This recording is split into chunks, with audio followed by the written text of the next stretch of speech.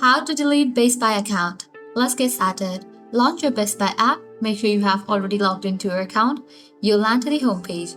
Now at the bottom, you're gonna find different options. Navigate to the option of profile given at the bottom right corner. With that, you'll be directed to the profile page. Now head over to the option of app settings. Now navigate to the option of delete account given at the very bottom. Now you can go through these terms and conditions. Scroll down. For your security, deleting your information is a two-part process. You'll need to submit a request, and if the Best Buy support team find your match for the information in the records, they will send you instructions to verify your identity.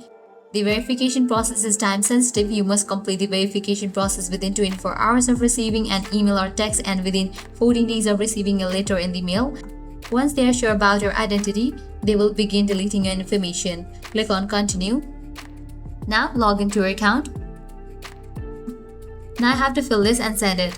Type in your nickname, address, city, state, zip code, phone number, email address. Then you can click on Send Request. After you submit the request, now Best Buy support team will get back to you. Then you have to follow the process for the deletion of the account. So this way you can easily delete your Best Buy account.